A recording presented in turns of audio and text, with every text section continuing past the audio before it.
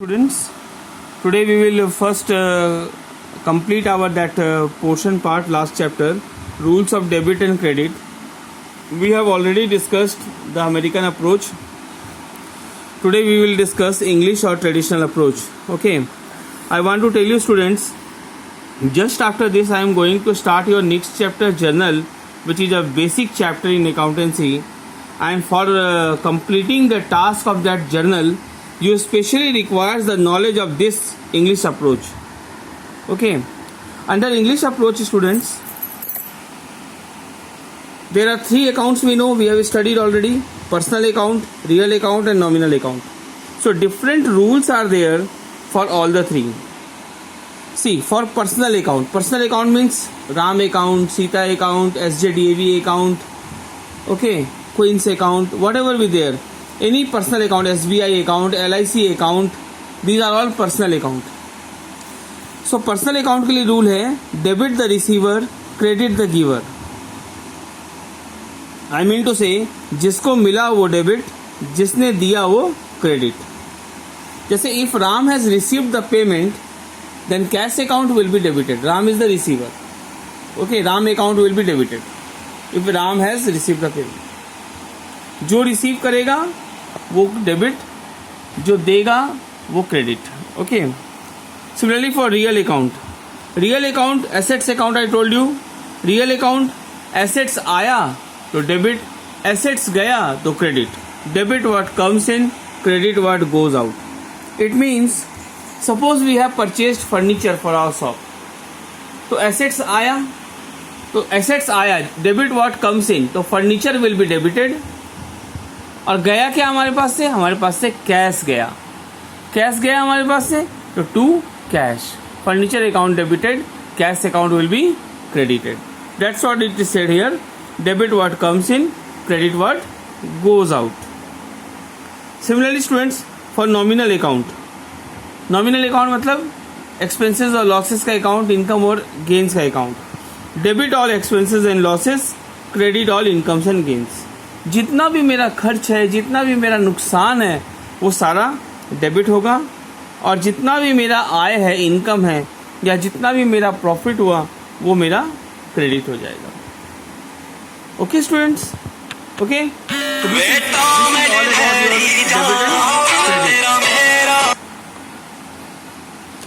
Okay students, उसको flight mode करते हैं. So students, now we are going to start journal. Okay, the name of the chapter is Book of Original Entry. Book of Original Entry मतलब first book जिसमें हम हिसाब किताब लिखते हैं. जर्नल वो किताब होता है, it is that particular book where the transactions are recorded for the first time. हमारा गुड्स आया, हमने उसका एंट्री किया. हमने गुड्स बेचा, हमने उसका एंट्री किया. हमने कोई मिसलेनियस एक्सपेंसेस किए, हमने उसका भी एंट्री किया. जो बुक, ये वो किताब है जिससे हम हर दिन प्रॉपरली सारे ट्रांजेक्शन्स की एंट्री हम करते हैं. Okay, it is a daily accounting record. Okay, means date wise transactions are recorded in this particular book. That's why it is called Book of Original Entry, because it is the base for all other books which will come after journal. Okay, it involves the recording process of accounting. Format of journal का format कैसा होता है? सबसे पहले लिखेंगे journal of, party का नाम, किस बिजनेस का हम जर्नल बना रहे हैं. Journal of Ram and sons, तो journal of Ram and sons लिखेंगे. कॉलम बनेंगे, 5 कॉलम्स रहेंगे. Date column, particulars column, LF, debit and credit. Okay, LF means ledger folio students page number होता है. क्या होता है? Page number. जब हम अपने बुक ऑफ ओरिजिनल एंट्री में कोई ट्रांजेक्शन लिखते हैं ना, उस ट्रांजेक्शन को उतार के फिर उसको हम next book of secondary entry में ले जाते हैं, लेजर में. तो उस लेजर में हमने इस ट्रांजेक्शन को किस पेज नंबर में उतारा है वो हम लिखते हैं इसमें. ओके, लेजर फोलियो में. ओके, खैर लेजर फोलियो का हम लोग को 11 में अभी कोई काम नहीं, लेकिन इसका कॉलम हम जरूर बनाएंगे। एक पतला सा कॉलम बनेगा LF लिख करके, बाकी main transactions, date, particulars, debit and credit होंगे। ओके स्टूडेंट्स, अब आपको आज हम बताएंगे बेसिक जर्नल एंट्रीज के बारे में। बेसिक जर्नल एंट्रीज आपको हम बता देते हैं। हम जो भी जर्नल एंट्री करेंगे वो सारा बेस्ड रहेगा हमारे रूल्स ऑफ अकाउंट्स में, rule of debit and credit के अनुसार हम चलेंगे। आपके पास ऑप्शन है, आप अमेरिकन अप्रोच फॉलो करोगे तो भी आप सही एंट्री पास कर सकते हो। आप ओल्ड अप्रोच फॉलो करोगे, ट्रेडिशनल जो अभी मैंने आपको बताया रियल, पर्सनल, नॉमिनल का, तो भी आप एंट्री सही पास कर पाओगे। कहने का मतलब ये स्टूडेंट्स, अगर आपको अकाउंट्स का क्लासिफिकेशन सही तरीके से पता है तब आप जर्नल एंट्री के चैप्टर्स को अच्छे से कर पाओगे। मैं आपको बता दे रहा हूँ, I am giving you about 29 journal entries, और 29 जर्नल एंट्रीज जो हैं आपको रटनी नहीं है, आपको रटना नहीं है जर्नल एंट्रीज को, आपको हर जर्नल एंट्री को समझना है। क्योंकि जर्नल एंट्रीज का कोई लिमिट नहीं है। ऐसा नहीं कि जर्नल एंट्री में सर ने आपको 30 जर्नल एंट्रीज दे दिए तो आपका हो गया, ऐसा नहीं है। 30 जर्नल एंट्री रटी रटाई नहीं होती है, ये केवल आपको समझाया जा रहा है।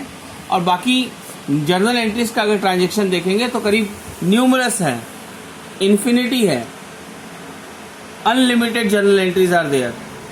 बस आपको समझना है, ये केवल आपको समझाने के लिए कुछ 30 जर्नल एंट्रीज आपको समझाए जा रहे हैं। Okay students, in the notes which I will give you today, उसमें आपको सारे जर्नल एंट्रीज में लिखवा दूंगा, सारे दे दूंगा मैं आपको, आप सारा नोट डाउन करेंगे। और आज हम लोग जर्नल एंट्रीज कुछ समझेंगे, पूरा नहीं। All journal entries is not possible in one day. Okay, so I will make you understand about 10 to 13 journal entries today. Okay, और बाकी जर्नल एंट्रीज हम लोग अपने नेक्स्ट क्लास में करेंगे। ओके स्टूडेंट्स, नाउ हमारा पहला journal entry, business started with cash. Business started with cash. मैंने आपसे कहा ना, बिजनेस अलग आदमी होता है और बिजनेसमैन अलग चीज है। बिजनेस अलग है, बिजनेसमैन अलग है।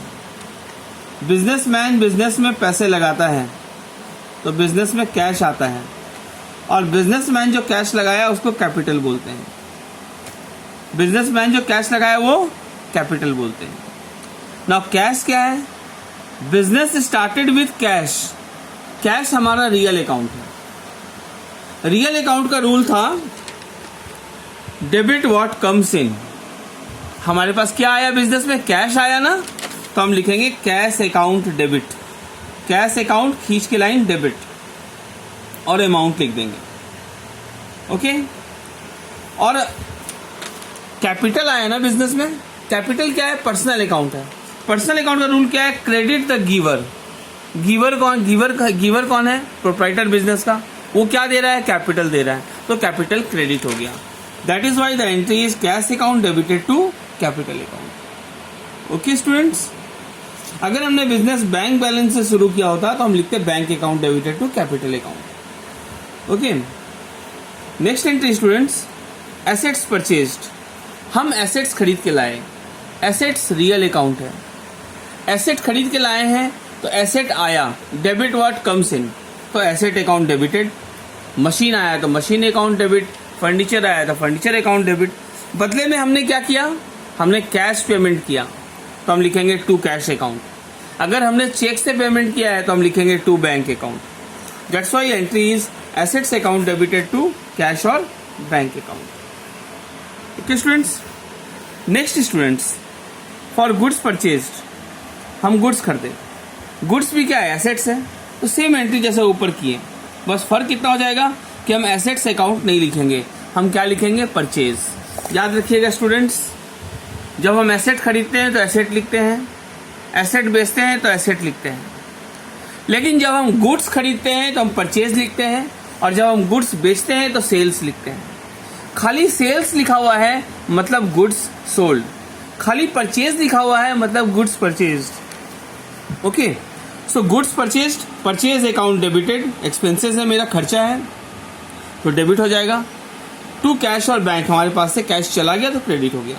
ओके, और अगर हमने गुड्स क्रेडिट में परचेज किया है, अगर हमने क्रेडिट में परचेज किया, इफ क्रेडिट परचेज, अगर हमने क्रेडिट में परचेज किया है तो अब कैश तो नहीं गया मेरे पास से, कैश के बदले हम क्या लिखेंगे, सप्लायर अकाउंट, जिससे हम उधार लाए हैं सप्लायर लिखेंगे। सप्लायर को हम क्रेडिटर भी बोलते हैं, क्या बोलते हैं, क्रेडिटर। तो that case entry will be purchase account debited to creditor account. Okay students, clear. तो स्टूडेंट्स अब मैं आपको बता दूं कि purchase account debited to supplier account, हम क्वेश्चन देख के कैसे जानेंगे कि हमने कैश में परचेज किया है। क्वेश्चन देखिए अलग अलग तरीके से होता है। अगर क्वेश्चन है गुड्स परचेज फॉर ₹20,000, मतलब cash purchase. Goods purchase for cash ₹20,000, मतलब cash purchase. Goods purchase for 20,000, मतलब cash purchase. Goods purchase from Ram ₹10,000, cash नहीं लिखा हुआ है लेकिन पार्टी का नाम लिखा हुआ है, इसका मतलब हमने राम से क्रेडिट में खरीदा है।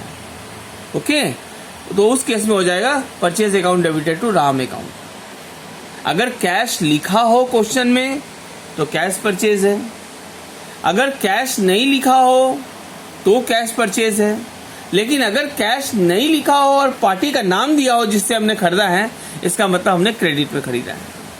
Okay, very crucial. Same rule applies for sale also.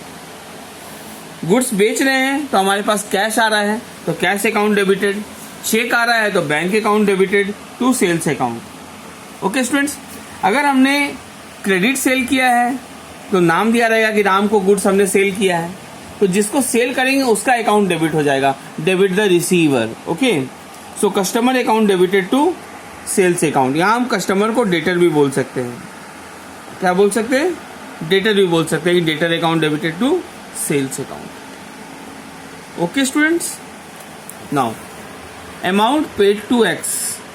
कोई हमारा क्रेडिटर है, कोई हमारा सप्लायर है जिससे हम माल उधार में लाए होंगे, हमने उसको पेमेंट कर दिया, पेमेंट किया है तो मेरे पास से कैश गया, क्रेडिट वार्ड गोज आउट, तो टू कैश या बैंक। ओके, और डेबिट द रिसीवर, तो एक्स को हमने दिया है तो एक्स अकाउंट डेबिटेड। आप एक चीज गौर कीजिएगा स्टूडेंट, मैं आपको नीचे में जब भी क्रेडिट अमाउंट लिख रहे हैं वो टू के साथ लिख रहे हैं, तो क्रेडिट एंट्रीज के साथ में टू लगता है और डेबिट एंट्रीज के साथ में बाई लगता है, पर बाई हम दिखाते नहीं हैं लेकिन टू हमको दिखाना होता है। Okay, so X account debited to cash और बैंक अकाउंट। और जो गैप जो यहाँ दिया हुआ है ऊपर नीचे, आप बराबर नहीं लिख सकते हो कि एक्स के ठीक नीचे आप टू नहीं लिख सकते हैं, आपको थोड़ा गैप छोड़ के लिखना होगा। Okay students, so next entry, इसके पहले एंट्री में हमने अमाउंट पे किया तो हमने एंट्री किया एक्स टू कैश और बैंक। अब हम अमाउंट रिसीव कर रहे हैं वाई से, हमारे पास कैश आ रहा है, तो कैश आ रहा है तो कैश अकाउंट डेबिट, अगर चेक आ रहा है तो बैंक अकाउंट डेबिटेड। किससे आ रहा है, credit the giver to Y account, तो cash account debited to Y account. Okay students, इसके बाद अगर हम गुड्स खरीदते हैं ना, तो कई बार गुड्स डिफेक्टेड आ जाता है या कोई भी कारण से उस गुड्स को हमको रिटर्न करना पड़ता है। ओके, तो गुड्स जब हम खरीदा हुआ गुड्स को रिटर्न करते हैं ना, तो उसको हम बोलते हैं परचेज रिटर्न। ओके, तो जब हमने गुड्स खरीदा तो हमने क्या एंट्री किया था, purchase account debited to supplier account. यहाँ पर भी जब रिटर्न कर रहे हैं ना, तो सप्लायर के पास जा रहा है ना, तो डेबिट द रिसीवर, तो एक्स अकाउंट डेबिटेड, वो क्या रिसीव कर रहा है, परचेज रिटर्न एक्सेप्ट कर रहा है, तो टू परचेज रिटर्न अकाउंट, तो X account debited to purchase return account. Purchase return को स्टूडेंट हम लोग रिटर्न आउटवर्ड भी बोलते हैं, रिटर्न, हाँ आप इसके जगह रिटर्न आउटवर्ड अकाउंट भी लिख सकते हैं। ओके स्टूडेंट्स, सिमिलरली अगर ये तो पहले एंट्री में तो हमने गुड्स रिटर्न किया, अगर मान लीजिए हमारे पास गुड्स रिटर्न आ रहा है, तो गुड्स हमारे पास रिटर्न आ रहा है यानी बेचा हुआ माल वापस आ रहा है, यानी कि सेल किया हुआ माल वापस आ रहा है, तो सेल जब वापस आता है तो सेल रिटर्न हो जाता है। जैसे ऊपर वाले केस में परचेज वापस गया तो हमने परचेज रिटर्न किया, अभी सेल वापस आ रहा तो हम करेंगे सेल रिटर्न, तो sales return account debited to Y account जिससे आया। ओके, सेल्स रिटर्न को हम रिटर्न इनवर्ड भी बोल सकते हैं, रिटर्न इनवर्ड अकाउंट भी बोलते हैं। Okay students, now for sale of assets, अगर हम कोई एसेट खरीदते हैं तो एंट्री करते हैं एसेट टू कैश। अब जब हम एसेट बेच रहे हैं तो कैश आ रहा है या चेक से आ रहा है तो बैंक में पैसा आ रहा है, तो जो आ रहा है debit what comes in, cash और बैंक अकाउंट डेबिटेड, और जा क्या रहा है, एसेट जा रहा है, credit what goes out. So answer will be cash और bank account debited to assets account. Okay, next we are coming to the question entry number 13, 14 and 15 here given. Expenses paid. Expenses जैसे salary पे कर रहे हैं staff को, या wages पे कर रहे हैं लेबर को, या फिर हम भाड़ा दे रहे हैं दुकान का, ठीक है, तो हमारा जो भी खर्चा होता है ना, वो सारा खर्चा हमारा डेबिट कहलाता है। Okay, so debit all expenses, सो salary account debited, wages account debited, rent account debited. हमारे पास से क्या गया, कैश गया। अगर चेक से पेमेंट किए तो हमारा बैंक से पैसा गया, तो एंट्री हो जाएगा टू कैश और bank account. Credit what goes out, cash is a real account, credit what goes out. So salary और वेजेस और rent account debited to cash और बैंक अकाउंट, ये एक्सपेंसेस पेड का एंट्री हुआ। इसके बाद नेक्स्ट है इनकम रिसिप्ट। इसी प्रकार से हमको कभी कभी इनकम भी होता है, बैंक हमारे डिपॉजिट पर हमको इंटरेस्ट दे रहा है, या हमने किसी के लिए कोई सर्विस प्रोवाइड किया तो हमको कमीशन मिल रहा है, या हमने भाड़ा में कुछ दिया हुआ है तो हमको उसका रेंट मिल रहा है। तो जो भी हमारा इनकम होता है ना, हमारा हर इनकम क्रेडिट होता है। तो यहाँ पर हर चीज़ क्रेडिट हो गया, to interest, to commission, to rent. बदले में क्या आया, कैश आया, कैश और bank account debited. Okay students, now today's last entry, withdrew cash और गुड्स फॉर पर्सनल यूज। आपको मैंने कहा बिजनेस और बिजनेसमैन अलग अलग व्यक्ति होता है। एक बिजनेसमैन को अधिकार नहीं है कि वो अपने कैश से कुछ भी पैसा निकाल सके। अगर निकालेगा तो उसको वापस करना पड़ेगा, उसके ऊपर ब्याज देना पड़ता है। इट